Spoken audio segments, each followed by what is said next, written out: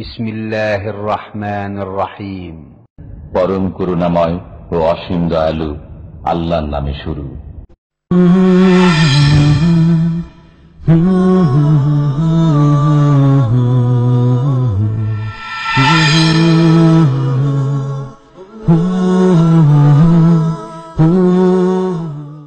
ومن أحسن قولا ممن دعا إلى الله وعمل صالحا وقال إنني من المسلمين. السلام عليكم ورحمة الله وبركاته. إن الحمد لله نحمده ونستعينه ونستغفره ونعوذ بالله من شرور أنفسنا ومن سيئات أعمالنا. من يهده الله فلا مضل له ومن يضلل فلا هادي له وأشهد أن لا إله إلا الله وحده لا شريك له وأشهد أن محمدا عبده ورسوله صلى الله تعالى عليه وعلى آله وصحبه وسلم تسليما كثيرا. يا أيها الذين آمنوا اتقوا الله حق تقاته ولا تموتن إلا وأنتم مسلمون. يا أيها الناس اتقوا ربكم الذي خلقكم من نفس واحدة وخلق منها زوجها وبث منهما رجالا كثيرا ونساء واتقوا الله الذي تساءلون به والأرحام إن الله كان عليكم رقيبا. يا أيها الذين آمنوا اتقوا الله وقولوا قولا سديدا يصلح لكم أعمالكم ويغفر لكم ذنوبكم ومن يطع الله ورسوله فقد فاز فوزا عظيما. أما بعد فإن خير الحديث كتاب الله وخير الهدي هدي محمد صلى الله عليه وسلم وشر الأمور محدثاتها وكل محدثة بدعة وكل بدعة ضلالة وكل ضلالة في النار. أعوذ بالله من الشيطان الرجيم. فمن شهد منكم الشهر فليصم ومن كان مريضا أو على سفر فعدة من أيام أخر يريد الله بكم اليسر ولا يريد بكم العسر ولتكملوا العدة ولتكبروا الله على ما هداكم ولعلكم تشكرون. শ্রদ্ধেয় ওলামায়ে কেরাম, সম্মানিত দ্বীনী ভাই সকল, আল্লাহ রাব্বুল আলামিনের যাবতীয় প্রশংসা পেশ করেছি রাসূলুল্লাহ সাল্লাল্লাহু আলাইহি সাল্লামের খুতবাতুল হাজাই, যে খুতবা রাসূলুল্লাহ সাল্লাল্লাহু আলাইহি ওয়াসাল্লাম প্রতিটি অনুষ্ঠানে অথবা প্রতিটি মজলিসে, প্রতিটি প্রয়োজনে, এমনকি বিবাহ শাদীতে পাঠ করতেন এবং আল্লাহ পাকের প্রশংসা হামদোসানা পেশ করতেন। তারপরে রাসূলুল্লাহ সাল্লাল্লাহু আলাইহি ওয়াসাল্লামের ওপর সালাওয়াত ও সালাম পেশ করাও যে কোনো মজলিসে আবশ্যক, তাও আলহামদুলিল্লাহ পেশ করেছি। আজকে এখানে আমরা অত্যন্ত আনন্দিত যে আলহামদুলিল্লাহ আল্লাহ পাক রব্বুল আলামিন অনেকদিন পরে ইমামার ভাইদের সাথে, বিশেষ করে আর এখানে যেসব ভাইরা দূর দূরান্ত থেকে এসেছেন, জাযাহুমুল্লাহু খাইরা, অনেক দূর দূর থেকে, অনেকে দাম্মামের শেষ প্রান্ত একবারে এয়ারপোর্ট রোড 91 ওই দিক থেকে এসছেন, 20-30 কিলোমিটার দূরে যারা থাকেন ওসব ভাইরাও এসছেন। আপনারা যারা এখানে থাকেন তাদের অবগতির জন্য বলছি, অনেকে খোবার থেকে এসছেন, আমার সামনে নজরে পড়ছে। আল্লাহ পাক যেন সকলকে উত্তম প্রতিদান দান করেন। আপনাদের সাথে মিলিত হয়ে আজকে আলহামদুলিল্লাহ বড়ই খুশি বোধ করছি। দিনের উদ্দেশ্যে, দিনের কথা কিছু শুনবো, শোনাবো, এই হচ্ছে আমাদের উদ্দেশ্য। আর এই বিষয়ে আমাদের সম্মানিত ভাই এজাজ সাহেবের একটি হাদিস শুনলেন, তিনি বর্ণনা করলেন নবী করিম সাল্লাল্লাহু আলাইহি সাল্লামের সহিহ হাদিস। ওসমান রাদিয়াল্লাহু তাআলা আনহু বর্ণনা করছেন, খায়রুকুম মান তাআল্লামাল কুরআন ওয়া আল্লামাহ, সবচাইতে ভালো মানুষ পৃথিবীর ওই সব লোকেরা যারা হয় কোরআনের কথা শিখে অথবা শিখায়। সুতরাং যারা দিনের কথা কিছু বলছি তারাও, আর যারা দিনের কথা শুনছি তারাও পৃথিবীর সমস্ত মানুষের চাইতে ভালো মানুষ। আপনারা এদিক ওদিকে যদি কিছু হয়, কেউ উঠছে, কেউ বসছে, অথবা কেউ কোনো কিছু ঠিক করেছে, ওই দিকে তাকাবেন না, না হলে আমাদের মনোযোগটা ওই দিকে চলে যাবে। যাতে হবে কি, আমাদের কথা যে ধারাবাহিকতা রয়েছে কথার, সেটা কিন্তু নষ্ট হবে। আপনারা তাকাবেন স্টেজের দিকে যেখানে আলোচনা হচ্ছে, কারণ আপনাদের উদ্দেশ্য এখানে আসার এই নয় যে কে কি করছে না করছে, কে মোবাইল নিয়ে খেলা করছে, কারো মোবাইল থেকে আওয়াজ আসছে, এসব দেখা প্রয়োজন নয় আপনার। আলহামদুলিল্লাহ আপনার পকেটে আছে। আপনার উদ্দেশ্য, আমার উদ্দেশ্য হচ্ছে এখানে দিনের কথা শুনবো, শোনাবো, সুতরাং এই দিকে তাকাবেন। আল্লাহ পাক রব্বুল আলামিন এই দ্বীনি মজলিসকে সবচেয়ে উত্তম মজলিস বলেছেন।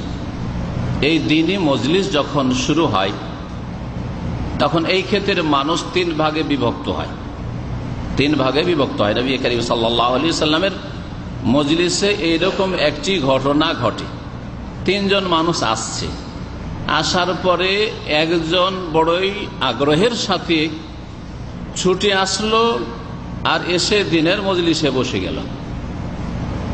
দ্বিতীয় ব্যক্তি একটু লজ্জা ভাব নিয়ে যে চলে যাব এখান দিয়ে, যদিও উদ্দেশ্য ছিল না বসা, চলে যাব, এই পাশ দিয়ে যাচ্ছি, নবী করিম সাল্লাল্লাহু আলাইহি সাল্লামের কথা, দ্বীনের কথা চলছে, আল্লাহ এবং তার রাসূলের কথা চলছে, যা শিখা ফরজ, আর এখান দিয়ে পার হয়ে চলে যাব।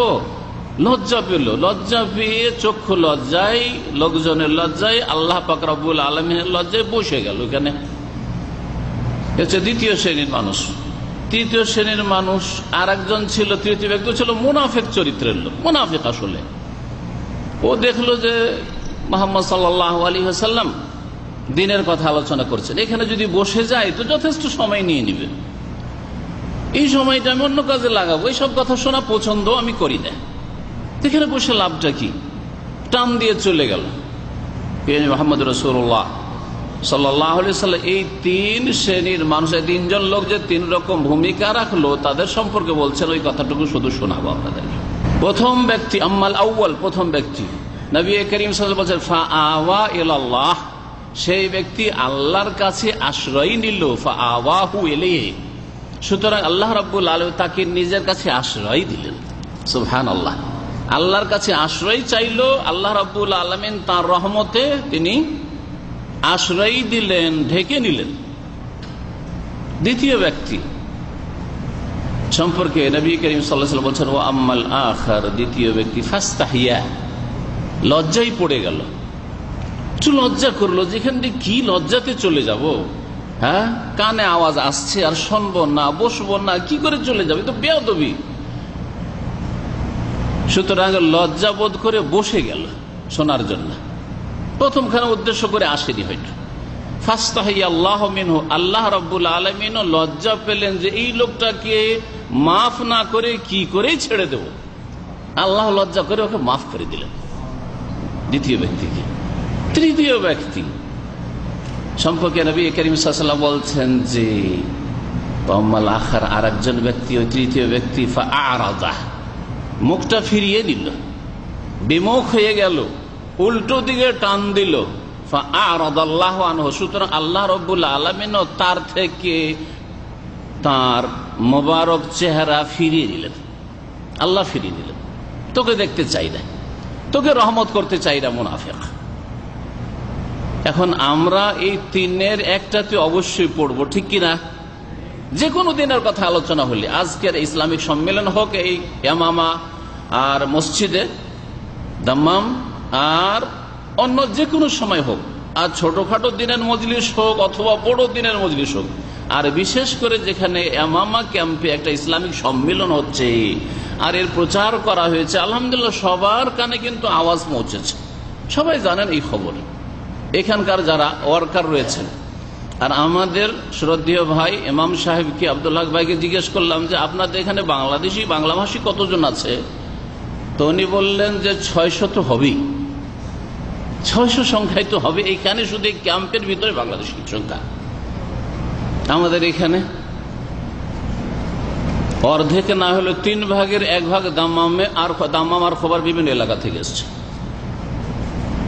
3 ভাগের 1 ভাগ। আমাদের গুলোকে যদি, যেগুলো বিভিন্ন জায়গা থেকে দূর দূরান্ত থেকে এসেছেন, ওদেরকে যদি মিলিয়েও নেন, তারপরও আপনাদের 1/4 তো পৌঁছবে না, 4 ভাগের আগে পৌঁছবে না। অর্থাৎ আপনি ওই 600কে ভাগ দেন, তাহলে 4 ভাগের 1 ভাগ হইলে কত হয়? এইটুকু হয়তো পৌঁছিবে কিনা সন্দেহ লাগছে। জানি না যে আমাদের কোনো ভাই মসজিদের বাইরে বসে আছেন কিনা, যারা সুবিধা নিয়ে বসে আছেন, নিজের পজিশন নিয়ে, যে পোষাইলে থাকলাম আর না পোষাইলে ওখান থেকে টান দিলাম, আর চোখের আড়ি আছে, টান দিতেও সুবিধা, বসতেও সুবিধা, যেতেও সুবিধা। হয়তো বাইরে কিছু লোক এরকম বসে আছেন, কিন্তু এরকম বসে থাকা উচিত নয়, এর ইসলামিক আদবও নয়, আর তারপর আল্লাহ রাব্বুল আলামিনের রহমতে আশ্রয় নেওয়া হইল না। আশা করি যেসব ভাইরা বাইরে বসে আছেন তারা দয়া করে কষ্ট করে একটু এখানে চলে আসবেন। এই ক্ষেত্রে দোয়া করব ওই সব ভাইদের জন্য যারা এখানে আগ্রহের সাথে হাজির হয়েছেন অথবা লজ্জায় হাজির হয়েছেন। আল্লাহ যেন আপনাদেরকে জাযায়ে খায়ের দান করেন, আপনাদের এই নেক আমল কবুল করেন। আল্লাহ রাব্বুল আলামিন আপনাদেরকে দিন শিখার আরো তৌফিক দান করেন। দিন দুনিয়া আল্লাহ যেন সার্বিক কল্যাণ বরকত দান করেন। আল্লাহ রাব্বুল আমাদের সকলের গুনাহ খাতা যেন মাফ করে দেন। আর যেসব ভাইরা ওই 3 নম্বর আরাজা, এই সব কথা শোনার সময় কোথায় আমাদের কাছে? ফিল্ম দেখার সময় আছে, ইন্টারনেট নিয়ে বসে থাকার সময় আছে, ফেসবুক নিয়ে বসে থাকার সময় আছে। এখন তাড়াতাড়ি করে ঘুমিয়ে যাবে, ঘুমাবে না। রাত 12টার আগে কেউ ঘুমায় না, আমি ভালো করে জানি। রাত 12টার আগে কোনো ব্যাচেলর ঘুমায় না, আর বিছানায় পড়ে থাকলেও ঘুম আসে না বিভিন্ন কারণে। এগুলি সত্য কথা। তারপরেও তারা আসেন নাই। আল্লাহ রাব্বুল আলামিন ওই শ্রেণীর মানুষকে যেন হিদায়াত দান করেন। আল্লাহুম্মা হাদিদাল্লাল মুসলিমিন, আল্লাহুম্মা হাদিদাল্লাল মুসলিমিন, আল্লাহুম্মা হাদিদাল্লাল মুসলিমিন। আল্লাহ পাক তাদেরকেও দিন শিখার চেতনা যেন দান করেন। দিন শিখার জন্য আল্লাহ পাক রব্বুল তাদের যেন ইসলামিক মন মেজাজ তৈরি করে দেন যে আল্লাহ দিন শিখা ফরজ করেছেন। প্রথম আল্লাহ ইকরা বলেছেন, পড়ো শেখো, তারপরে আমল করার কথা বলেছেন, তারপরে লা ইলাহা ইল্লাল্লাহ বলো। এই হুকুম আল্লাহ রাব্বুল আলামিনের। সুতরাং আল্লাহ পাক সকল মুসলিমকে যেন তাদের দিন শিখার তৌফিক দান করেন, আল্লাহ সম্পর্কে জ্ঞান অর্জনের তৌফিক দান করেন, আল্লাহ পাকের দিন সম্পর্কে জ্ঞান অর্জনের তৌফিক দান করেন, আল্লাহ পাকের রাসূল সাল্লাল্লাহু আলাইহি ওয়াসাল্লাম সম্পর্কে জ্ঞান অর্জনের তৌফিক দান করেন। কারণ এই 3টি হচ্ছে ইসলামের মূলনীতি। যদি কারো মধ্যে না থাকে তো জ্ঞানবিহীন, আল্লাহ সম্পর্কে ঠিক জানে না, আকীদাই সহি নাই। আল্লাহ রসুল সম্পর্কে আকীদা সহি নেই, আর আল্লাহ রসুল আদর্শ সম্পর্কেই জানে না, আল্লাহর দিন সম্পর্কে ফারায়েজ ওয়াজিবাত হালাল হারাম সম্পর্কে জানে না, যা ইচ্ছা তাই করে, এলোপাথাড়ি যা ইচ্ছা তাই করে। এইরকম লোক দুনিয়াতেও নিরাপদ নয় আল্লাহর আযাব থেকে, আর আখিরাতেও নিরাপদ নয়। আর অধিকাংশ আমলগুলি এদের বিভ্রান্তির শিকার হবে, ভুল পথ আমল হবে। ভুল পথ আমল করে লাভ নেই। অল্প কাজই যদি করেন, জেনে শুনে করেন, তো ওটা কাজ দেবে। আমরা রাজমিস্ত্রি নয়, যদি আমাকে যদি বিল্ডিং উঠাতে লাগিয়ে দেয় তাহলে বারবার ভেঙে ফেলতে হবে, বারবার ভেঙে ফেলতে হবে, উঠিয়ে লাভটাই কি? কিন্তু যদি একজন রাজমিস্ত্রি হয়, যেটুকু উঠাবে কম যদি উঠায়, আমার চাইতে হয়তো অনেক কমই উঠাইলো, সেটাকে আর ভেঙে ফেলা লাগবে না। তো ওই রকমই যারা জ্ঞানবিহীন, ইসলাম সম্পর্কে জ্ঞান নেই, আর আমল করি, নামাজ রোজা করি, এইরকম চিন্তা চেতনা নিয়ে বসে আছেন, দিন শেখার কোনো প্রয়োজন মনে করছেন না, ইসলামিক আলোচনা আসার কোনো প্রয়োজন মনে করছেন না, তাদের অবস্থা ওই রকমই যে আমালহুম কাসারাব, তাদের আমলগুলি মরিচিকার মতো, কাজে আসবে না। অজ্ঞতার সাথে আমল করে কোনো কাজে আসবে না। সম্মানিত ভাতৃমণ্ডলী, এই ভূমিকার সাথে সময় যদিও বেশি নয়, কিন্তু এটি আমি জরুরি মনে করলাম। কারণ আমাদের আসলে দিন শেখার ক্ষেত্রে আগ্রহী হয়ে গেলে এইরকম সম্মেলন ছাড়াও শিখতে পারবো। 2-5টা রিয়াল খরচ করে ইসলামিক সেন্টারগুলিতে যেতে পারবো, আর যদি নাও যাই তো শাইখদেরকে ডাকতে পারবো, আর শাইখদেরকে ডাকলে শাইখেরা এখানে আসবেন ইনশাআল্লাহ। আমি দাম্মাম এলাকায় 17 বছর আগে এসেছি। প্রথম যে ক্যাম্পে প্রোগ্রাম শুরু করি সেটা ছিল জামেল এয়ার কন্ডিশন, আর 2 নম্বর যেখানে দ্বিতীয় ক্যাম্পে যে প্রোগ্রাম করি সেটা ছিল এই এমামা, এখানে এই মসজিদে। তখন আমাদের ইমাম সাহেব একটা পাগড়ি বাঁধতেন, জি পাগড়ি ভালো করে বাঁধতেন, জানা আছে। ওনার সামনে বলছি, যদি বলি তো উনি আমাকে বলবে যে আপনি বলছেন। পাগড়ি না বেঁধে কিন্তু নামাজ পড়াইতেন না। আর তারপরে কখন নামাজ পড়াইতে আমাকে বলতেন না। হ্যাঁ, আজকাল তো বলেন, তারপরও পড়াই না, যেন আপনি পড়ান, কিন্তু তখন বলতেন না যে না নাকি নামাজ পড়াইতে দেবো না। তারপরে উনি পাগড়িটাকে সামনে প্রথম ফেলে রাখতেন, আর তারপরে যখন একামতটা হলো তখন বাঁধা শুরু করতেন, কিন্তু আগে থেকে বেঁধে আসতেন না। আর পাগড়িটা বাঁধার পরে তারপরে নামাজটা পড়াইতেন। আর প্রথম এসে দেখলাম যে সালাম ফেরার যে মোনাজাত ধরাইলো, রে ভাই এই মোনাজাত যে লম্বা ধরাইলো, আমি তখন হেকমত অবলম্বন করলাম যে না ইমাম সাহেবকে বাধা দিব না, দেখি কতদিন মোনাজাত করে আর কখন ছাড়ে, দিনের কথা বলার একটা সুযোগ করি, আবার বসার একটু জায়গা করি এখানে। আলহামদুলিল্লাহ বেশ কয়েক সপ্তাহ এরকম আলোচনা করতে করতে বা কয়েক মাস আলোচনা করতে, ঠিক মনে নেই, এক সময় নিজে থেকে উনি মোনাজাত ছেড়েছেন, নিজে থেকে ওই বিদাতি পাগড়ি ছেড়েছেন। কারণ শুধু নামাজের সময় পাগড়ি বাঁধবেন, এটা বিদাতি পাগড়ি, আর সব সময় যদি পাগড়ি বাঁধেন তাহলে ঠিক আছে। তাহলে ঠিক আছে। কিন্তু নামাজের সময় শুদ্ধ পাগড়ি বাঁধতে হবে, নামাজের সময় শুধু টুপি উঠিয়ে মাথায় দিতে হবে, আর কারো টুপি মাথায় না থাকলে উঠিয়ে দিয়ে দিতে হবে নামাজের অবস্থায়, এগুলি সব বিদাতি তরিকা, এটা ইসলামিক তরিকা নয়। তো ওনার সামনে বললাম, আর এই জন্য বললাম যে এখানে আসল কথা হচ্ছে যে এখানে আমি সাপ্তাহিক এসেছি, আর দীর্ঘ অনেক বছর ধরে প্রতি সপ্তাহে এসেছি। সেই দিনটা কখনো শনিবার থাকতো, কয়েক বছর ধরে এরকম চলেছে, কখনো অন্য বার থাকতো, কিন্তু আমি নিয়মিত এসেছি। আর এখানে উর্দু দায়ী এসেছে আলহামদুলিল্লাহ। তারপরে আমাদের অনেক ভাইয়েরা পরে এসছেন, আর ওনারাও আসছেন। আর আমাদের ব্যস্ততা বেড়ে গেছে, হয়তো আশা কমে গেছে, কিন্তু আন্তরিকতা অবশ্যই আছে। কারণ এইখান থেকে আমরা, এই ক্যাম্পগুলি থেকে আমরা দাওয়াতি কাজ শুরু করেছি, ইসলামিক সেন্টারের প্রোগ্রাম শুরু করেছি সপ্তাহে 2টো, মঙ্গলবার আর শুক্রবার, আর এখানে শুরু করেছি, আর ওই জাম্বেল অর্গানাইজেশনে শুরু করেছি। সুতরাং আমার ভালো করে সবকিছু মনে আছে যে কোথা থেকে শুরু করেছি আর কোথায় আমার প্রথম দিনী ভাইরা পয়দা হয়েছে, যারা সহি আকীদা গ্রহণ করেছে। তো বলছিলাম যে দিন শিখতে হবে আপনাকে, এটা আপনার গরজ। দিন শিখতে হবে আপনাকে, এটা আপনার গরজ, আমার গরজ নাই। আমার গরজ হচ্ছে যে আপনাকে যদি ভালো কথা বলি তো হয়তো কিছু আল্লাহর কাছে বদলা পেয়ে যাব, সওয়াব পেয়ে যাব। কালু মাযরাতান ইলা রাব্বিকুম ওয়া লাআল্লাহুম ইয়াত্তাকুন। উপদেশ দেওয়ার উদ্দেশ্য সম্পর্কে দাউদ আলাইহিস সালামের জামানার ঘটনা আল্লাহ উল্লেখ করে বলছেন যে ওরা আমল করুক আর না করুক, লিমা তাইজুনা কওমান আল্লাহু মুহলিকুহুম আও মুআযযিবুহুম আযাবান শাদীদা। আরে এদেরকে ওয়াজ করে লাভ নেই কি? লিমা তাইজুনা কওমান, এদের কি উপদেশ দেওয়ার প্রয়োজন বা কি? আদা খাবে স্বাদ পাবে, যেমন এক শ্রেণীর লোকেরা বলে। না না, এই কথা কোরআন শেখায় না। কিন্তু এদের কি উপদেশ দেওয়ার প্রয়োজনটা কি? আল্লাহ মুহলিকুহুম, আল্লাহ ইচ্ছা করলে হালাক করুক, আও মুআযযিবুহুম আযাবান শাদীদ, অথবা আযাব দিক, আমার কি ক্ষতি? এই কথাই বলেছিল একদল লোক মাঝামাঝি যারা ছিল, তারা পাপও করতো না, আর বোয়া শয়তান ভালো কাজের কথা বলতো না, মন্দ কাজে বাধাও দিত না। আমাদের কর্ম আমরা করি, ওরা ওদের কর্ম করছে, আদা খাবে স্বাদ পাবে, পাপ করবে, তার জন্য আল্লাহর আযাব তারা ভোগ করবে, আমাদের তাতে কি? ওরা বাধা দিয়েছিল। ওই সৎ লোক 3 গ্রুপ হয়েছিল ওরা, যারা নিজেরাও ভালো আমল করত, আর আমর বিল মারুফ ও ভালো কাজের উপদেশও দিত, আর অন্যায় কাজে বাধাও দিত। তখন ওদেরকে কথা বলেছিল, তখন জবাবে তারা বলেছিলেন, এই লোকেরা, দায়ীরা, দিন ইসলামের প্রচারকরা, তারা বলেছিলেন যে মাযরাতান ইলা রাব্বিকুম, আল্লাহর কাছে কমপক্ষে ওযরটা তো পেশ করতে পারবে, আল্লাহর কাছে কমপক্ষে ওযরটা তো পেশ করতে পারবে যে আল্লাহ ওদেরকে জানিয়ে দিয়েছি। এখন ওরা পালন করেনি, ওদের কাছে হিসাব নাও, আমি হিসাব দিতে পারবো না, কারণ আমি জানিয়ে দিয়েছি। আমরা তাওহীদের কথা জানিয়ে দিয়েছি, সুন্নতের কথা জানিয়ে দিয়েছি, ইসলামের কথা জানিয়ে দিয়েছি, ইসলামের হালাল হারামের কথা জানিয়ে দিয়েছি, ফরজ ওয়াজিবের কথা জানিয়ে দিয়েছি। মাযরাতান ইলা রাব্বিকুম। আর আরেকটা আশা হচ্ছে যে লাআল্লাহুম ইয়াত্তাকুন, হতে পারে যে 5 দিন বলতে বলতে এরা আল্লাহকে ভয় করবে, আল্লাহর আযাবকে ভয় করবে, জাহান্নামকে ভয় করবে, তাকওয়া অর্জন করবে, এরা পাপ ছেড়ে দেবে, অন্যায় কাজ ছেড়ে দেবে। তখন আমাদের খাতাতে নেকি লেখা হবে যে আমাদের মাধ্যমে এই লোকগুলি হেদায়েত হয়েছে, সুতরাং 1 ভাগ করে আমাদের নেকি আসতে থাকবে। এই হচ্ছে আমাদের উদ্দেশ্য। আর না হইলে আসল আপনার চরকায় আপনাকে তেল দিতে হবে। আল্লাহ পাক যেন তৌফিক দান করেন। দিন শিক্ষা অত্যন্ত গুরুত্বপূর্ণ ফরজ, দিন শিখতে হবে। আল্লাহর রাস্তায় দিন শিখেন। আমাদের শেখ মখলুসুর রহমান ভাই এখানে আসেন, ঘন ঘন আসেন, চেষ্টা করেন যে, আমার মনে হয় আজকাল শুক্রবারে আপনাদের এখানে বক্তব্যের ট্রেনিং হচ্ছে নাকি, এসা পরে, আর সেখানে হয়তো এসে থাকেন। সুতরাং আপনারা এখানে উপকৃত হন।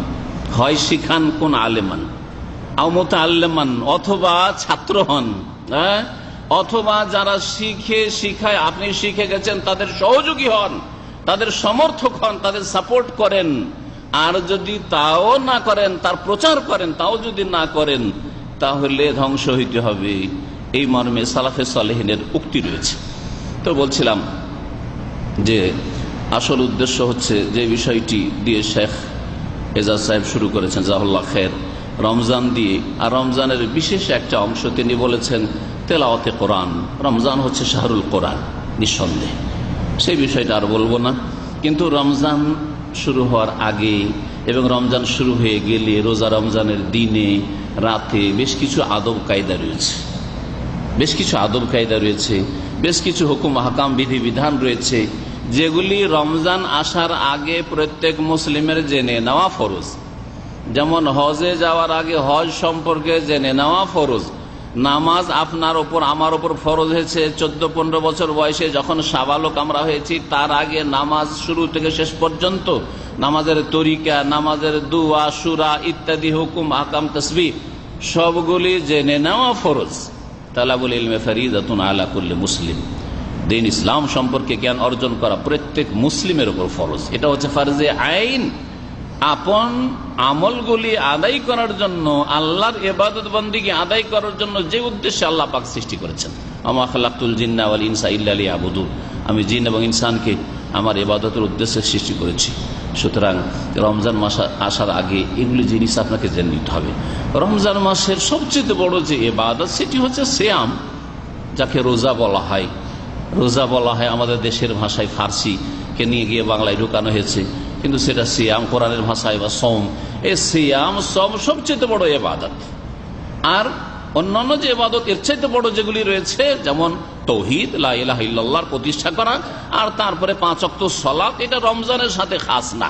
কখনো এরকম কথা ভাববেন না আমাদের আলোচনা থেকে যে রমজান মাস যখন একটা মোবারক মাস আসছে তখন সারা বছর যা করি তাই করি, রমজান মাসে 5 টাইম নামাজটা ঠিক করে পড়ি। এইভাবে মুসলমান হওয়া যায় না, এইভাবে মুসলিম হতে পারবেন না। সারা বছর, সারা জীবন আপনাকে 5 ওয়াক্ত সালাত আদায় করতে, ওয়াবুদ রব্বাকা হাত্তা ইয়াতিয়াকাল ইয়াকিন, তোমার রবের ইবাদত করো হে মুহাম্মদ সাল্লাল্লাহু আলাইহি সাল্লাম, যতক্ষণ পর্যন্ত তোমার মওত না এসেছে। তো মৃত্যু পর্যন্ত যতক্ষণ হুঁশ আছে আপনাকে 5 ওয়াক্ত সালাত চালিয়ে যেতে হবে, তাতে 4 এক করার আপনার অধিকার নেই, ইখতিয়ার নেই। আর তার আগে তৌহিদ প্রতিষ্ঠা করে রাখতে হবে। তৌহিদে যাতে করে বড় শিরক ছোট শিরক না ঢুকে, এই দুটো ঠিক রাখার পরে তারপরে যাকাতের কথা নবী কারীম সাল্লাল্লাহু আলাইহি ওয়াসাল্লাম বলেছেন, যাকাত সকলের ফরজ হয় না। বহু লোক আছে, বহু মুসলিম আছে, অধিকাংশ মুসলিম তাদের যাকাত ফরজ হয় না। অল্প কিছু লোক পয়সাওয়ালা আছে যাদের যাকাত ফরজ রয়েছে। তাহলে 3 নম্বরে যাকাত। 4 নম্বরে হচ্ছে সিয়াম, যা আমিরের উপর ফরজ, গরিবের উপর ফরজ, সকলের জন্য আল্লাহ রাব্বুল আলামিন এই সিয়াম ফরজ করেছেন। যখন সাবালক সাবালিকা হয়ে যাবে, সিয়াম ও রোজা ফরজ হয়ে যায়। সুতরাং এই রোজা সম্পর্কে আপনাদের রোজার মাসাইল আর রোজার বিধিবিধান, হুকুম আহকাম আপনাদের সকলকে জেনে নিতে হবে। আল্লাহ পাক যেন আপনাদের সকলকে তৌফিক দান করেন। রোজা রমজান, এই রমজান মাসের যে সিয়াম আল্লাহ ফরজ করেছেন, এই মর্মে মুফাসসিরিনগণ বলছেন যে আয়াত তো কয়েকটা রয়েছে। সূরা বাকারা আয়াত নম্বর 183 থেকে শুরু করে 187 পর্যন্ত, এগুলি হচ্ছে রোজা রমজান সম্পর্কিত আয়াত। কিন্তু এর মধ্যে বিভিন্ন বিষয়গুলি রয়েছে, আর তার মাঝে রোজার সাথে রমজানের সাথে ঘনিষ্ঠ সম্পর্ক রয়েছে দুয়ার, সেজন্য মাঝখানে একটি আয়াত দুয়ারও রয়েছে। এ হলো আয়াতগুলি। তার মাঝখানে আয়াতের একটা অংশ 185 নম্বর আয়াতের মাঝখান থেকে আল্লাহ রাব্বুল আলামিন ইরশাদ করেছেন, ওই অংশটুকু দিয়ে রমজান মাসের সিয়াম ফরজ করা হয়েছে। তা হচ্ছে ফামান শাহিদা মিনকুমুশ শাহরা ফালিয়াসুম। তার আগে যে বলে আল্লাহ বলছেন কুতিবা আলাইকুমুস সিয়াম, তোমাদের রোজা ফরজ করা হয়েছে। কিন্তু রোজা ফরজ করা হয়েছে কখন ফরজ করা হয়েছে? রমজান না শাবানে বলা হয়নি। কিন্তু এই আয়াত স্পষ্ট করা হয়েছে ফামান শাহিদা মিনকুমুশ শাহরা, যারা তোমাদের মধ্য থেকে এই রমজান মাস পেয়ে যাবে, রমজান মাসে হাজির হয়ে যাবে, রমজান মাসে উপনীত হয়ে যাবে, রমজান মাস এসে আপনার সামনে পৌঁছে গেল, আর আপনি আলহামদুলিল্লাহ বাহাত আছেন, বেঁচে আছেন, ফালিয়াসুমহু, আল্লাহ বলছেন অবশ্যই যেন সে রোজা রাখে। এই এতটুকু অংশ দিয়ে আল্লাহ পাক রমজান মাসের সিয়ামকে ফরজ করেছেন। রমজান মাস পেয়ে গেলেই অবশ্যই রোজা রাখতে হবে। তারপরে আল্লাহ ছাড়, এর আগে একবার ছাড়ের কথা বলেছেন, কাকে কাকে আল্লাহ ছাড় দিয়েছেন। আবার বলছেন যে তারপরে ছাড়ের কথা আরো শোনো, ওমান কানা মারিদান, কেউ যদি অসুস্থ থাকে, আও আলা সাফারিন, অথবা সফরে থাকে, আর রোজা রাখা আসলে কষ্ট করে, এমন অসুস্থতা রোজা রাখা কষ্টকর। সফরে রোজা রাখা যদি কষ্ট না হয় রাখতেও পারেন, আবার ছাড়তে পারেন। কিন্তু যদি কষ্ট করা হয় সফর, তাহলে অবশ্যই রোজা ছেড়ে দিতে হবে। এতে কোনো স্বভাব নেই যে আপনি কষ্ট করে রোজা রাখবেন সফরে। কিন্তু আপনি মুকিম অবস্থায় যখন ক্যাম্পে আছেন, কোম্পানিতে আছেন, কর্মক্ষেত্রে আছেন, কষ্ট হইলেও রোজা রাখতে হবে। আল্লাহ রাব্বুল আলামিন বলছেন কেউ যদি এইরকম অবস্থায় থাকে, অসুস্থ অথবা সফরে, ফাইদ্দাতুম মিন আইয়ামিন উখরা, অন্য দিনে রোজা রাখবে। ইউরিদুল্লাহু বিকুমুল ইউসরা, আল্লাহ তোমাদের জন্য সহজ করতে চান। এই জন্য যেখানে মুশকিল হয়েছে, অসুস্থ, সফরে, আল্লাহ বলছেন যে অন্য দিনে রোজা রাখিও। বাড়িতে আসবে বা সুস্থ হবে তখন রোজা রাখিও। ওয়ালা ইউরিদু বিকুমুল উসরা, আল্লাহ তোমাদের জন্য কঠিন করতে চান না। দিন ইসলাম কঠিন না, খুব সহজ। খুব সহজ দিন। বলে তুকমেরুল ঈদা, তার তোমাদেরকে সংখ্যা পুরা করতে হবে।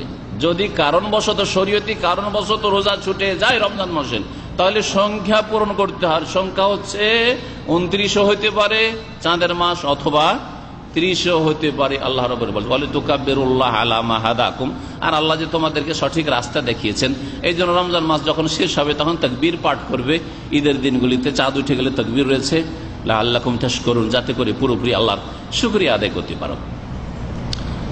এই রমজান মাসের আগে কিছু আদব রয়েছে, দুই একটি আদব বলি। অনেক ভাইয়েরা এরকম হয়তো আছেন, আপনি আপনার অবস্থা বেশি জানছেন, যারা গত রমজানে যে কোনো কারণে হোক কিছু রোজা ছেড়ে দিয়েছেন, সফরের কারণে বা ব্যাধির কারণে অথবা শয়তানের গুমরাহির কারণে, যেইভাবে হোক না কেন রোজা ছেড়েছেন। এইরকম যেসব ভাই বোনের আছেন তাদের জন্য বলছি, নবী করিম সাল্লাল্লাহু আলাইহি ওয়াসাল্লামের আদর্শ হচ্ছে, আর সাহাবায়ে কেরামদের আদর্শ হচ্ছে, দিনের এটা হুকুম যে এই রমজান আসার আগে আগে গত রমজানের কাজাগুলি পুরা করে নিতে হবে, পুরা করে নিতে হবে। না হলে যদি গত রমজানের রোজা থেকে গেল আপনার কাঁধে, আর এই রমজান চলে আসলো, সবগুলি রোজা কাজা করলেন না যেগুলি বাকি ছিল, তাহলে তারপরে যদি রোজা রাখেন তারপরে গুনাহগার হবেন। রোজা রাখলেন হয়তো পুরা করলেন সংখ্যা, কিন্তু গুনাহগার হবেন। গতকালকে শুনছিলাম এখানকার যে প্রধান মুফতি আল্লামা শেখ আব্দুল্লাহ বিন আব্দুল আজিজ আলী শেখ হাফিজাহুল্লাহ তাআলা, তিনি রেডিওতে এই ফতোয়া বলছিলেন যে যদি কোনো মানুষ গত রমজানের রোজা বা তার আগে রমজানের রোজা জানে, সংখ্যা জানা আছে, এমন নয় যে জানি না যে কি ছেড়েছে না ছেড়েছে কত, যদি জানাই না থাকে তাহলে কাজা কি করে করবে? তাহলে বেশি বেশি নফল আদায় করবে, নফল রোজাগুলির মাধ্যমে, সিয়ামের মাধ্যমে ঘাটতি পূরণ করা হবে। কিন্তু আপনার জানা আছে যে গত রমজানে আমার 10টা রোজা ছুটেছে, তার আগে রমজানে আমার 5টা রোজা ছুটেছে, এরকম জানা আছে, তাহলে আপনাকে কাজা করতে হবে। যদিও রমজান পার হয়ে গেছে, তার সাথে সাথে উলামায়ে কেরামদের এক দল বলছেন যে আপনি যেহেতু বিলম্ব করে দিয়েছেন, 11 মাস পার করে আবার রমজান ঠেকিয়ে দিয়েছেন, রমজান পার করে দিলেন, আর তো কাজা করা যেমন রমজানের এখন কারেন্ট রোজা রাখতে হবে, সেই জন্য তার সাথে সাথে মিসকিনের ফিদিয়াও দিতে হবে। প্রত্যেক রোজার বিনিময়ে আদশা মানে 1.5 কেজি করে আপনি খাদ্যদ্রব্য চাউলও দেবেন, আর তার সাথে রোজাও কাজা করতে হবে, আর আল্লাহর কাছে তওবা করতে হবে লেট কেন করলেন। আর একদল বলছেন যে না, কাজা করলে হবে আর তওবা করলে হবে।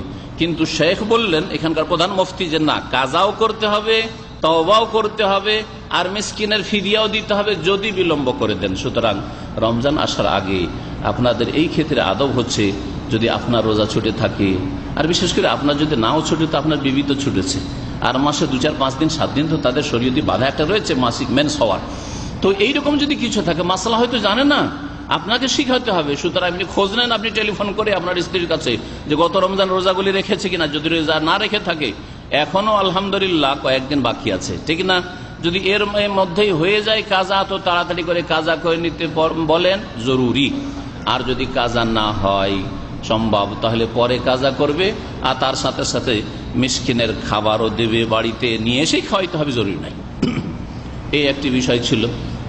আর একটি বিষয়, রমজান আসার আগে অনেকেই নেক নিয়তে, ভালো নিয়তে করেন কি, সন্দেহের দিনগুলিতে রোজা রাখা শুরু করেন। অর্থাৎ শাবান মাস শেষ হচ্ছে 28-এর পরে 29, 30, এই দিনগুলিতে অনেকে মনে করে যে কি জানি, যদি চাঁদ উঠে যায়, চাঁদ উঠে যেত আমার একটা রোজা ছুটে যাবে, চাঁদের খবর পাওয়া গেল না। 29-এর পরে যেই দিনটা আসছে সেটা 30-এর শাবানও হতে পারে, চাঁদ না দেখা গেলে।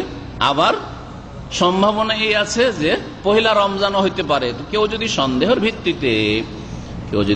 ভিত্তিতে এই দিনে রোজা রাখা শুরু করে, এটা নাজায়েজ, গুনহার কাজ। মুহাম্মদ রাসূলুল্লাহ সাল্লাল্লাহু আলাইহি ওয়াসাল্লাম এই দিনটাকে ইয়াউমুশ শাক বলেছেন, সন্দেহের দিন বলেছেন। মান সামা ফিল ইয়াউমিল্লাযী ইউশাক্কু ফীহি, কেউ যদি এমন কোন দিনে রোজা রাখে যেই দিনে সন্দেহ রয়েছে যে হতে পারে 30-এ শাবান, আর হতে পারে যে এটা হচ্ছে পহিলা রমজান, সন্দেহের দিন, চাঁদ দেখা যায়নি, মেঘলা আকাশ বা যে কোনো কারণে দেখা যায়নি, তো ফাকাদ আসা আবুল কাসিম সাল্লাল্লাহু আলাইহি ওয়াসাল্লাম, সেই ব্যক্তি আবুল কাসিম মুহাম্মদ রাসূলুল্লাহ সাল্লাল্লাহু আলাইহি ওয়াসাল্লামের নাফরমানি করলো, বিরুদ্ধাচরণ করলো, গুনার কাজ করলেন আপনি। তাহলে তো বেশি পরহেজগারি দেখাবেন, সুন্নতের খেলাফ, এতে নেকি হয় না গুনাহ হয়, কারণ নবীর তরিকা হইল না এটা। আপনি হয়তো দুটো রোজা বেশি রাখতে চাইলেন, সতর্কতামূলক, যাতে করে আমার এক একটা রোজা সন্দেহ রীতিতে ছুটে না যায়, সেজন্য একদিন আগে থেকে শুরু করে দেন। নিয়তটা সৎ, কিন্তু সৎ নিয়তের উপর নেকি পাবেন না। রাসূলুল্লাহ সাল্লাল্লাহু আলাইহি ওয়াসাল্লামের নাফরমানি করলেন, আর রাসূলের নাফরমানি ওয়া ইয়াসিল্লাহ ওয়া রাসূলহু ফাকাদ দাল্লা দালালাম মুবিনা। আল্লাহর নাফরমানি যারা করে, রাসূলের নাফরমানি করে, তারা স্পষ্ট গুমরাহিতে লিপ্ত হয়। সম্মানিত ভাতৃমণ্ডলী, আরো অনেকে হইতে পারে শ্রদ্ধা সম্মানের জন্য রোজা রাখতে পারে। এই জন্য নবী করিম সাল্লাল্লাহু আলাইহি ওয়াসাল্লামের আরেকটি হাদিস রয়েছে, লা তাকাদ্দামু রমাযানা বিসিয়ামি ইয়াউমিন আও ইয়াউমাইনি। রমজানের একদিন আগে বা 2 দিন আগে তোমরা আবার রোজা শুরু করে দিও না, শ্রদ্ধা সম্মানে। যেমন একটা হয়তো স্পেশাল গেস্ট, চিফ গেস্ট আসছে আপনাদের এই ক্যাম্পে, আর যার ফলে আপনারা 2-4 জন মিলে চলে গেলেন রাস্তা একবারে মেন গেটের বাইরে গিয়ে দাঁড়িয়ে আছেন, অথবা হাইওয়ে দাঁড়িয়ে আছেন, যে ওখান থেকে আমার ইস্তেকবাল করে অভ্যর্থনা জানিয়ে ওখান থেকে নিয়ে আসবো সম্মান প্রদর্শনের জন্য। যেমন আজকাল দুনিয়ার নেতাদের ক্ষেত্রে হয়, হ্যাঁ, রাস্তাঘাটে 2 দিকে লাইন লেগে থাকে তাদের অভ্যর্থনা জানানোর জন্য, ওয়েলকাম করার জন্য।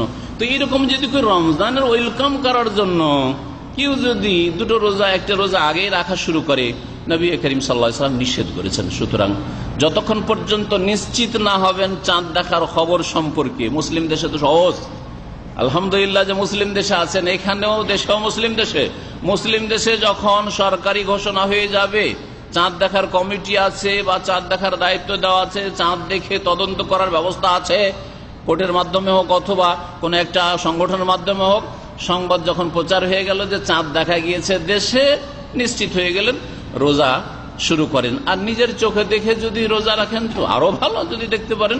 এই জন্য সবাই দেখার চেষ্টা করবেন। এটা হচ্ছে নবী করিম সাল্লাল্লাহু আলাইহি ওয়াসাল্লাম, সাহাবায়ে কেরামদের আমল। রমজান মাস যখন শুরু হয়ে গেল, তখন রমজান মাসের বেশ কিছু আদব রয়েছে, আর রোজার বেশ কিছু আদব রয়েছে।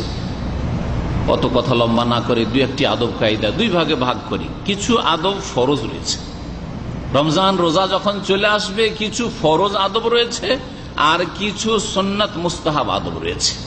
ফরজ আদবগুলির খেয়াল রাখতে হবে আগে, আর তারপরে সুন্নাত মুস্তাহাবের খেয়াল রাখতে হবে।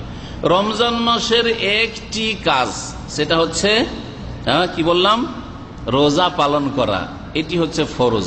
আর বাকি 10-এর বেশি নেক আমল রয়েছে, যেগুলির মাধ্যমে আপনার আমল বাড়াবেন, নেকির ব্যালেন্স বাড়াবেন, জান্নাতে আপনার উচ্চ মর্যাদা হাসিল করার চেষ্টা করবেন, জান্নাতুল ফিরদৌস হাসিলের চেষ্টা করবেন, নবী করিম সাল্লাল্লাহু আলাইহি ওয়াসাল্লামের কাছাকাছি সিদ্দিকিন, শুহাদা, সালেহিনদের দলে শামিল হওয়ার চেষ্টা করবেন। এর জন্য অনেক সুন্নত, মুস্তাহাব, নফল কাজ রয়েছে, যেগুলি আজকে বলার সময় নেই।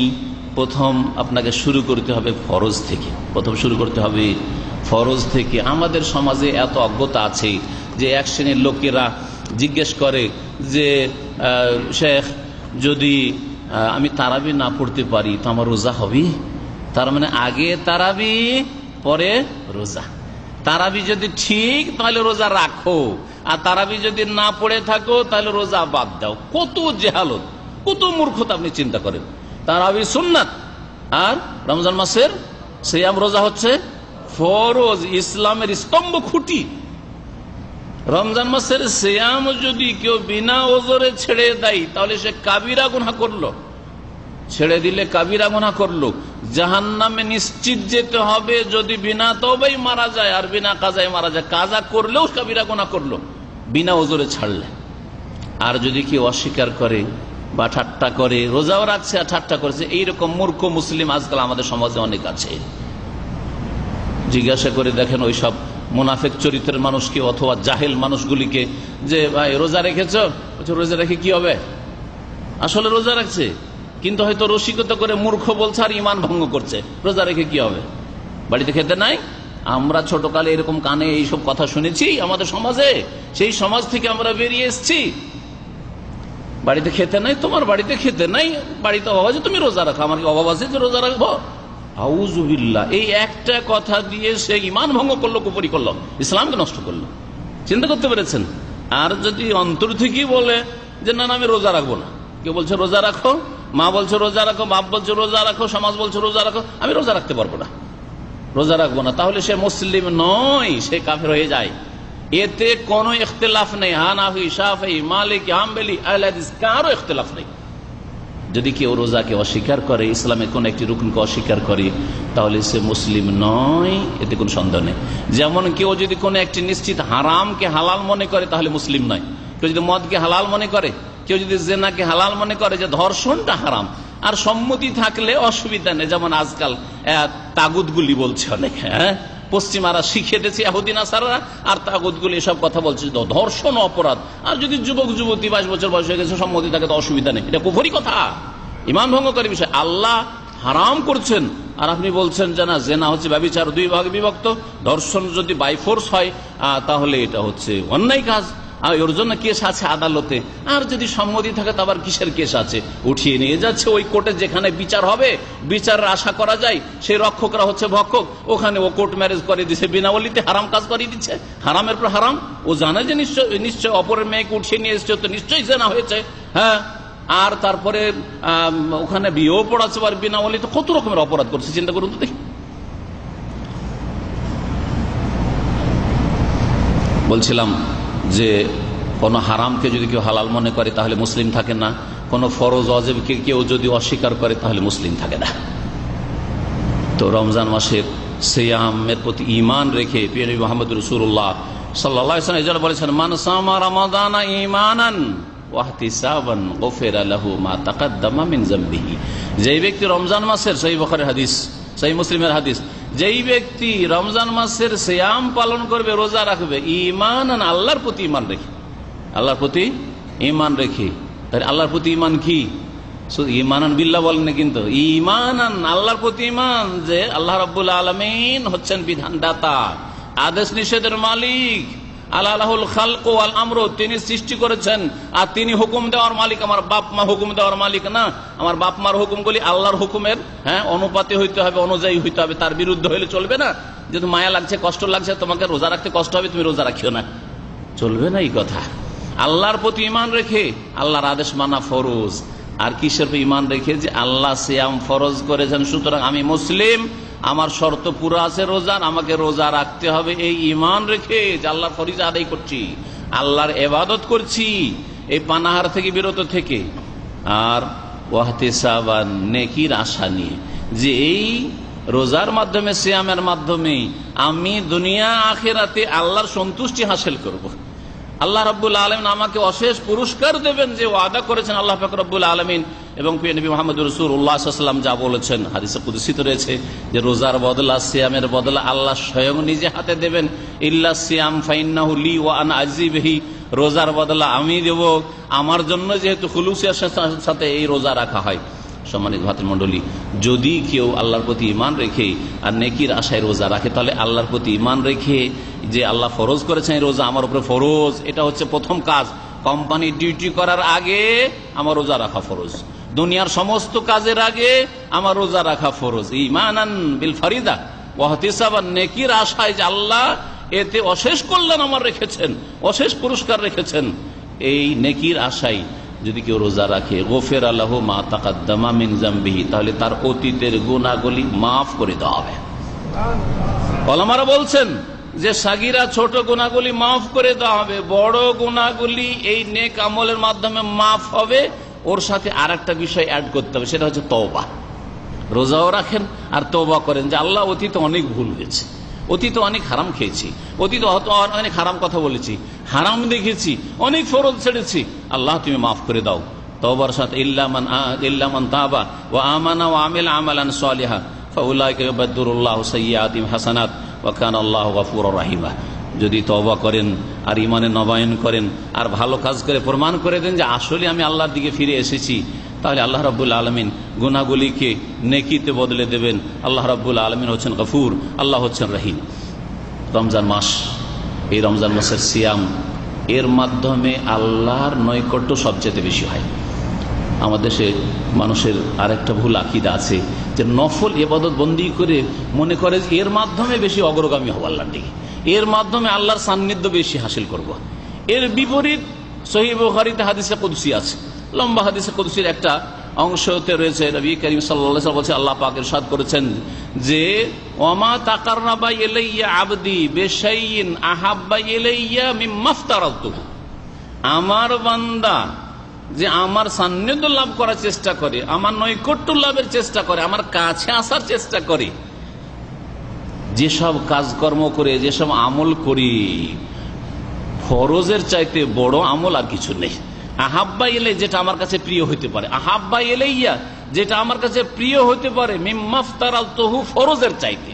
তাই আল্লাহর কাছে তাহাজ্জুদের চাইতে প্রিয় হচ্ছে যোহরের নামাজ। আপনার আল্লাহর কাছে তাহাজ্জুদের চাইতে, সালাতুল দুহা, চাষতের নামাজের চাইতে, আর সুবহানাল্লাহি ওয়া বিহামদিহি আদাদা খালকিহি ওয়া রিদা নাফসিহি ওয়া জিনাত আরশিহি ওয়া মিদাদা কালিমাতিহি, এরকম অসংখ্য নেকি যেগুলিতে বলা হয়েছে, অনেক অনেক নেকির কথা বলা হয়েছে, যে দাড়ি পাল্লা ভর্তি হয়ে যাবে, এইসব ফজিলত বলা হয়েছে সহিহ হাদিসে, তার চাইতে অনেক বেশি নেকি রয়েছে ফরজ নামাজে, যোহর, আসর, মাগরিবের নামাজে, এশার নামাজে, ফজর নামাজে, ফরজ রোজাতে, ফরজ যাকাত আদায় করাই, বাপ মায়ের যে ফরজ সেবা যত্ন রয়েছে, ফরজ খেদমত রয়েছে, ফরজ সদ্ব্যবহার রয়েছে, এগুলির মাধ্যমে আল্লাহর নৈকট্য সবচাইতে বেশি হাসিল হয়। কিন্তু আমাদের দেশের মানুষের কি ধারণা, এই ফরজগুলি আদায় করে মনে করে এমনিতেই চলছে এগুলো, আর আসল বেশি নৈকট্য লাভ, হ্যাঁ তাহাজ্জুদ গুজার লোক, তাহাজ্জুদ গুজার, তাহাজ্জুদ পড়ে, হয়তো ফজরের জামাত ছাড়ে কিন্তু তাহাজ্জুদ পড়ে, হ্যাঁ এই করে কাজ হবে।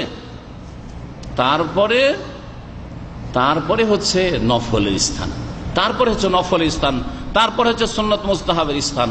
সুতরাং সবসময় মনে রাখবেন যে রমজান মাসের সবচাইতে ভালো ইবাদত, সবচাইতে গুরুত্বপূর্ণ ইবাদত, সবচাইতে বড় ইবাদত হচ্ছে তাওহীদের পথে। পরে আবার বলছি, 5 ওয়াক্ত সালাতের হেফাজতের সাথে সাথে এই রমজান মাসে 30টি রোজা রাখা। এই রোজাকে ঠিক রেখে তারপরে আপনি নফল, সুন্নত, মুস্তাহাব ইবাদত বন্দেগী করবেন, যার একটি হচ্ছে শাহরুল কিয়াম, এটি হচ্ছে তারাবির মাস, এটি হচ্ছে কিয়ামুল লাইলের মাস, এটি হচ্ছে তাহাজ্জুদের মাস। এগুলি হচ্ছে বিভিন্ন নাম একটি ইবাদত বন্দেগীর। নবী করিম সাল্লাল্লাহু আলাইহি সাল্লাম লম্বা করে এই তাহাজ্জুদ, কিয়ামুল লাইল, কিয়ামে রমাদান, তারাবি আদায় করেছেন।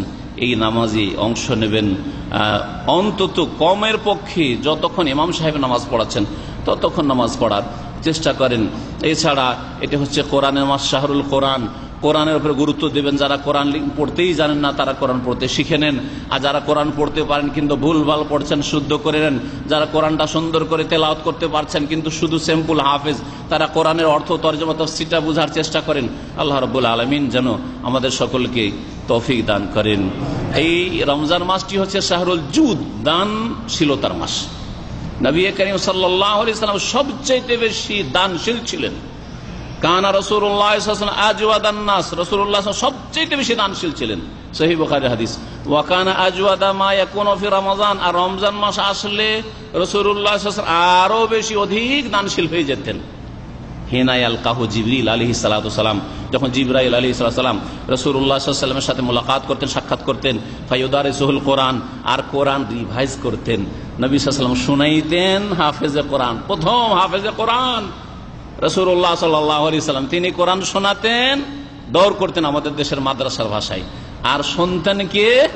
জিবরাইল আলাইহিস সালাম, যিনি আল্লাহর পক্ষ থেকে নিয়ে নেমেছেন যাতে করে কোনো ভুল ত্রুটি না থেকে যায়, কোনো শব্দ ছুটে না যায়, কোনো ক্ষেত্রে কোনো ঘাটতি না থেকে যায়, কোরআনের হেফাজত হয়ে যায়, যে হেফাজতের জিম্মা আল্লাহ স্বয়ং নিয়েছেন। ইন্না নাহনু নাযালনা যিকরা ওয়া ইন্না লাহু লাহাফিজুন। যে ওয়াদা করেছি যে রমজান মাসের সাথে সম্পর্কিত কিছু আদব কায়দা বলবো। ফরজ আদব কায়দা হচ্ছে ফরজগুলি আদায় করা। রমজান মাসের ফারায়েজ যতগুলি ফরজ আপনার উপর রয়েছে সবগুলি ঠিক রাখেন, তাহলে আল্লাহর হকের ক্ষেত্রে ফরজ রয়েছে, মানুষের হকের ক্ষেত্রে ফরজ রয়েছে। মানুষের হকের ক্ষেত্রে ফরজ বাপ মায়ের সাথে ভালো আচরণ। রমজান মাস আর খুব নেকি, এদিকে সওয়াবের কাজ, তারাবি পড়ছেন, রোজা রাখছেন, দান খায়রাত করছেন, আর বাপ মায়ের সাথে খারাপ ব্যবহার করছেন, বাপ মায়ের সাথে টেলিফোনে যোগাযোগ রাখছেন না, বাপ মায়ের সাথে আপনি কথা বললেও আপনি কর্কশ ভাষায় কথা বলছেন, তাদের মনে কষ্ট দিচ্ছেন, তাহলে আপনি বড়ই গুনাহগার, আপনি কখন আল্লাহর নৈকট্য লাভ করতে পারবেন না। এটা হচ্ছে জরুরি জিনিস। আর একটা দিক হচ্ছে এর বিপরীতটা, সেটা হচ্ছে জরুরি ওয়াজিব আদব। সেটা হচ্ছে আল্লাহ পাক যা হারাম করেছেন, যা নাজায়েজ শরীয়তে, সমস্ত কিছুর চাইতে অন্তরের পাপ হোক আর জবানের পাপ হোক আর অঙ্গ প্রত্যঙ্গের পাপ হোক, সমস্ত পাপ থেকে রমজান মাসে বিশেষভাবে বেঁচে থাকবেন। এর মানে এই নয় যে রমজান মাসে শুধু বেঁচে থাকবেন না তাহলে জান্নাত পেয়ে যাবেন। উদ্দেশ্য হচ্ছে এই 30 দিনে আপনার ট্রেনিং হবে, এই রমজানের ট্রেনিং কোর্স আপনাকে মুত্তাকি বানাবে, আল্লাহ ভীরু বানাবে, লাআল্লাকুম তাত্তাকুন। যাতে করে পাপমুক্ত হওয়ার জন্য তুমি ট্রেন হয়ে যেতে পারো, প্রশিক্ষণ নিয়ে নিতে পারো।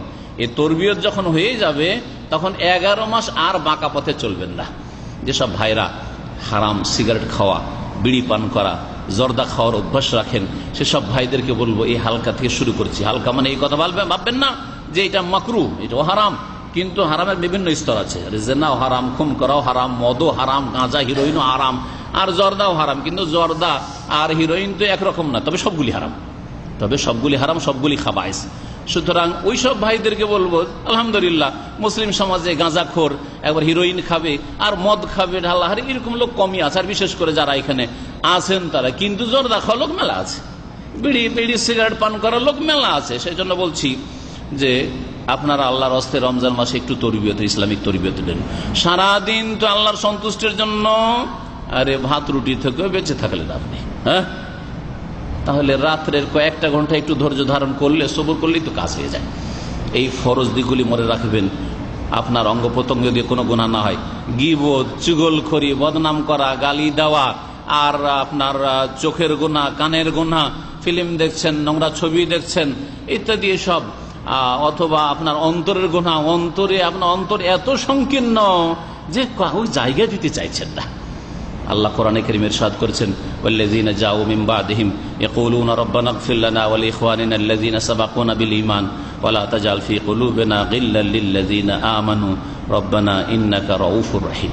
সূরা হাশরে আল্লাহ রাব্বুল ইরশাদ করেছেন যে এই খাইয়ের মধ্যে যে ধন সম্পদ আসে, বিনা মেহনতে, বিনা জিহাদে কাফেরদের যে সব ধন সম্পদ চলে আসে, এগুলিতে ভাগ ওই সব লোকেরও রয়েছে যাও মিম্বাদিম, পরে আসলেও ভাগ পাবে। সাহাবায়ে কেরামদের জামানার পরে 1400 বছর পরে তাদেরও ভাগ আছে, কিন্তু তাদের মধ্যে এই বৈশিষ্ট্য থাকতে হবে কি, তারা এই দোয়াটা যাতে বলে।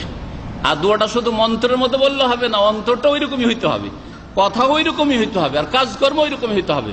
রব্বানা ইগফির লানা, আল্লাহ আমাদেরকে মাফ করে দাও, অন্তর থেকে বলতে হবে, জবান থেকে বলতে হবে, আর কাজে করবে আল্লাহ আমাদেরকে মাফ করে দাও। ওয়া লিইখওয়ানিনা আল্লাযীনা সাবাকুনা বিল ঈমান, আর আমাদের ওই সব মুসলিম ভাই বেরাদরকে, বোনদেরকে মাফ করে দাও যারা আমাদের পূর্বে ঈমানের অবস্থায় চলে গেছে, যারা যেখানে আছে ঈমানের অবস্থায় আর চলে গেছে, সকলকে আল্লাহ তুমি মাফ করে দাও। আদম আলাইহিস সালাম থেকে শুরু করি আজ পর্যন্ত কত মানুষ চলে গেছে, সবাইকে মাফ করে দাও।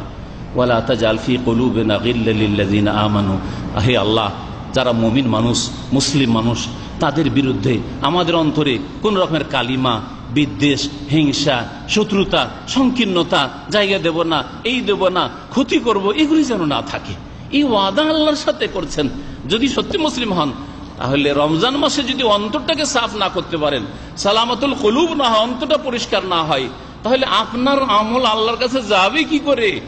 নবী করিম সাল্লাল্লাহু আলাইহি ওয়াসাল্লাম বলছেন, এই আয়াতের তাফসীর শুনে রাখেন ভালো করে, যখন দুইজন মানুষের মধ্যে দ্বন্দ্ব থাকে, মনোমালিন্য থাকে, শত্রুতা থাকে, আর রমজান মাসের মাশাআল্লাহ অনেক নেক আমল করছেন আপনি, আর কোরআন খতম করছেন, আর কত কিছুই করছেন, আকাশের দিকে যখন নেকিগুলি যায়, তখন আল্লাহ ফেরেশতাদেরকে, মালায়েকাকে বলেন যারা নেকি নিয়ে যাচ্ছেন তাদেরকে, আনজিরু হাযাইনে, এই দুই পক্ষকে বা এই দুই লোককে ছাড়ো, রাখো, স্থগিত রাখো, হাত্তা ইয়াস্তালিহা, যতক্ষণ পর্যন্ত এরা মীমাংসা না করে নিচ্ছে, এরা যতক্ষণ পর্যন্ত অন্তরকে সাফ সুতরা না করে নিচ্ছে। এই জন্য আল্লাহ রাব্বুল কোরআনে কারীমে বলেছেন, ইয়াউমা লা ইয়ানফাউ মালুন ওয়ালা বানুন, কিয়ামতের দিনে ধন সম্পদও কাজে আসবে না, রাজা বাদশাদেরা, পয়সাওয়ালাদের আর ছেলে মেয়েও কাজে আসবে না, জনবলও কাজে আসবে না, ইল্লা মান আতাল্লাহ বিকলবিন সালিম, তবে যেই ব্যক্তি বা যারা কলবে সালিম নিয়ে সুস্থ আর একেবারে খোলাসা, অন্তর সাফ পরিষ্কার, যদি কিছু হয়েও থাকে উদারতা রাখবে। হতে পারে আপনার সাথে আমার সাথে কোনো কিছু, বা বাপ মায়ের সাথে হইতে পারে, ভাই বোনের সাথে হইতে পারে, বিশেষ করে আত্মীয় স্বজনদের সাথে, যাদের সাথে মিলতে হবে, আজকে না মিলে কালকে মিলতে হবে, যাদের সাথে আপনাকে দেখা সাক্ষাৎ করতেই হবে, উপায় নেই, পাড়া প্রতিবেশী, অথবা একই কোম্পানিতে আছেন, এই রুমে আছেন, আশেপাশে আছেন, দেখা হবেই। আরে আমি 10 কিলোমিটার দূরে আছি, আপনার সাথে দেখা নাও হইতে পারে, কিন্তু কথা হচ্ছে যারা আশেপাশে তাদের সাথেও তো দেখা হবে। আর যদি অন্তরে কালিমা থাকে, তাহলে না ফাইয়ের ধন সম্পদে ভাগ আছে, না আল্লাহ প্রশংসা করেছেন, না আল্লাহ রাব্বুল আলামিনের কাছে আমলগুলি আকাশে যাবে। আনজিরু হাযাইন, এদের আমলগুলি নিচেই রাখো যতক্ষণ পর্যন্ত এরা অন্তরকে সাফ না করে নিচ্ছে। তো অন্তরকে সাফ করে দিল্লা মান আতাল্লাহ বিকলবিন সালিম ওয়ালা তাজাল ফি কুলুবিনা গিল্লাল লিল্লাযীনা আমানু রব্বানা ইন্নাকা রাউফুর রহিম। সম্মানিত ভাতৃমণ্ডলী, আমি কথা শেষ করতে যাচ্ছি। এই রকম যে কোনো হারাম কাজ থেকে নিজের অঙ্গ প্রত্যঙ্গকে বাঁচিয়ে রাখবেন আর ফরজ অজেবগুলি আদায় করবেন। এই দুটো কাজ বললাম রমজানের ওয়াজেব ফরজ আদব সম্পর্কে, ব্যাপক কথা। যত হারাম আছে সবগুলি থেকে বেঁচে থাকবেন, আর যতগুলি ফারাইজ ওয়াজিবাত আছে সেগুলি আদায় করবেন। তারপরে কিছু সুন্নত মুস্তাহাব আদব কায়দা রয়েছে, যেমন রমজান মাসের সিয়াম পালন করবেন, সুতরাং তার জন্য সাহরি খাওয়া সুন্নত। আর সাহরি যত বিলম্ব করে খাবেন ফজর আগে তত ভালো। রাত 12টা খেয়ে দিয়ে শুয়ে যাবেন না, ফজর ছোটার ভয় আছে, খেয়ে দিয়ে ফজর নামাজ পড়তে সিধা চলে যান। এইরকম সময়গুলোতে খাওয়া দাওয়া করেন। তারপরে সাহারি অবশ্যই খাবেন, সাহারের না খেয়ে রোজা রাখবেন না। আপনি আরামে ঘুমাচ্ছেন, আদি সাহারি খেতে পারছেন না, রোজা রাখতেও কষ্ট হচ্ছে, তাহলে কয়েকদিন রোজা রেখে রোজা ছাড়তে শুরু করে দিবেন, বা দুর্বল হয়ে পড়বেন, অসুস্থ হয়ে পড়বেন। তোমরা সাহারি খাও, সাহারিতে বরকত রয়েছে। তারপর নবী করিম সাল্লাল্লাহু আলাইহি ওয়াসাল্লাম আরো হাদিস হচ্ছে, নেমা সহুরুল মুমিনি আত-তামারু, সবচেয়ে ভালো সাহারি মুমিন মানুষের হচ্ছে খেজুর। আমরা ভাত খাওয়া জাতি, ভাত খান, কিন্তু তার সাথে যদি 3টি 5টি 7টি খেজুর খেয়ে নেন ভালো কথা। আমি পরীক্ষা করে দেখেছি, এইরকম ধরনের মিষ্টি জাতীয় জিনিস যদি খান তাহলে এতে পিপাসা সারাদিন কম লাগবে, দিন বড়। খেয়াল রাখবেন, কলা খান, খেজুর খান, এইগুলো জিনিস। লবণ জাতীয় জিনিস না, নোনতা জিনিস খাবেন, নোনতা জিনিসের পিপাসা বেশি বাড়াবে। এটা সায়েন্স বলছে আজকালকার, যে সায়েন্সের কথা। নবী করিম সাল্লাল্লাহু আলাইহি ওয়াসাল্লাম 1400 বছর আগে যখন সায়েন্সের নাম পর্যন্ত ছিল না, তখন বলেছেন তোমরা সাহরি দিয়ে, তোমরা সাহরি করো তোমরা খেজুর দিয়ে, এটা হচ্ছে মুমিনের উত্তম সাহরি। তারপরে ইফতার করবেন। ইফতার করার ক্ষেত্রে সারাদিন না খেয়ে আছেন, পিপাসাও আছে, খিদাও আছে, দ্রুত শরীরে যে আপনার শক্তি এনার্জি তৈরি করবে সেটা হচ্ছে খেজুর। আর খেজুরে যদি রোতাব খেজুর হয়, তাজা খেজুর, তাহলে সবচাইতে ভালো। রোতাব যদি খেজুর না থাকে, যে কোনো শুকনো খেজুর খান। খেজুর যদি না থাকে তো আপনি পানি ফাল মা ও পানি দিয়ে আপনি ইফতার করেন, ফাইন্নাহু তাহুরুন। নবী করিম সাল্লাল্লাহু আলাইহি ওয়াসাল্লাম বলছেন যে পানি পবিত্র জিনিস, অপবিত্রকারী, সুতরাং পানি দিয়ে ইফতার করো। যদি কিছুই না থাকে, রাস্তাঘাটে গাড়ি চালাচ্ছেন আর খেজুরও নেই, পানিও নেই, কিছু নেই, অনেকে কি করে মূর্খতার শিকার হয়। আরবদেরকে দেখা গেছে এরকম ভুল করে, ওই কোন রকম করে চিপে চিপে একটু থুথু বের করে গিলে যে এখন ইফতার করলাম। ভুল কাজ এগুলো, ভুল কাজ। অথবা একটা কিছু একটা গাছপালার পাতা চিবিয়ে একটা ঢোক গিলবে তাহলে ইফতার হবে না। না, ইন্নামাল আমালু বিন্নিয়া, মানুষের আমল নির্ভর করে নিয়তের উপর। যখন আল্লাহ আকবার আজান হয়ে গেছে, সূর্য ডুবে গেছে, যদি নিয়ত করেন যে আমি রোজা ইফতার করলাম, ইফতার হয়ে গেল। কিছু খেতে পান, মুখে দিতে পান আর নাই পান, ইফতার আপনার হয়ে গেল। যেই মাসলা অনেকেই জানে না। সুতরাং আপনারা এসব খেয়াল রাখবেন। রমজান মাসের সিয়াম অবস্থায়, রোজা অবস্থায় দোয়া কবুল হয়, দোয়া করবেন। এটি হচ্ছে দোয়ার মাস। এছাড়াও অনেক নেক আমল রয়েছে, রোজা ইফতার করাবার মাস। আল্লাহ রাব্বুল আলামিন আমাদেরকে নেক আমল যেন করার তৌফিক দান করেন। রমজান মাসে আল্লাহ যেন আমাদের গুনাহ খাতা মাফ করে দেন। আল্লাহ রাব্বুল আলামিন যেন আমাদের জন্য জান্নাতুল ফিরদৌস লিখে দেন। আল্লাহ রাব্বুল আলামিন আমাদেরকে জাহান্নাম থেকে যেন মুক্ত করেন। রব্বানা আতিনা ফিদ দুনিয়া হাসানা ওয়া ফিল আখিরাতি হাসানা ওয়া কিনা আযাবান নার। শেষখানে আরেকটি দোয়া না করলে মনে শান্তি পায় না, সেটা হচ্ছে সারা বিশ্বের মুসলিম ভাই বোন যারা মজলুম হয়ে রয়েছে, থাইল্যান্ড, বর্মা থেকে শুরু করে পশ্চিম আফ্রিকা, ইউরোপ পর্যন্ত মুসলিমরা সব জায়গায় নির্যাতিত, মজলুম। আল্লাহ পাক তাদের যেন হেফাজত করেন। মুসলিম নারীদের, বোনদের হেফাজত করেন। মুসলিম শিশুদের আল্লাহ হেফাজত করেন। মুসলিম বৃদ্ধদের আল্লাহ হেফাজত করেন। মুসলিম ভাই বোনদের আল্লাহ হেফাজত করেন। এবং আল্লাহ রাব্বুল আলামিন জালেমদেরকে যেন তার কুওয়াত দিয়ে, শক্তি দিয়ে এবং নেক বান্দা দিয়ে, মর্দে মুজাহিদ দিয়ে আল্লাহ রাব্বুল আলামিন যেন সর্বনাশ করেন। আল্লাহ রাব্বুল আলামিনের কাছে দোয়া করি, আল্লাহ পাক রাব্বুল আলামিন আমাদের এই দোয়া যেন কবুল করেন। যে চোখের আড়ালে বেজাহরিল গায়ব দোয়া করছে মুমিন ভাই বোনদের জন্য, আল্লাহ বর্মার ভাই বোনদের আল্লাহ ইজ্জতের হেফাজত করেন, জানমালের হেফাজত করেন, বাড়ি ঘরের হেফাজত করেন, রক্তের আল্লাহ পাক হেফাজত করেন। থাইল্যান্ডের ভাই বোনদের জন্য দোয়া করি, আল্লাহ পাক তাদের হেফাজত করেন। ইরাক, শাম, ফিলিস্তিন, এসব জায়গায় যে জুলম অত্যাচার চলছে আহলে সুন্নাত ওয়াল জামাতের উপর, আল্লাহ পাক তাদের যেন হেফাজত করেন, তাদের সবকিছুর আল্লাহ পাক যেন হেফাজত করেন। সুবহান রাব্বিকা রাব্বিল ইজ্জাতি আম্মা ইয়াসিফুন ওয়া সালামুন আলাল মুরসালিন ওয়ালহামদুলিল্লাহি রাব্বিল আলামিন।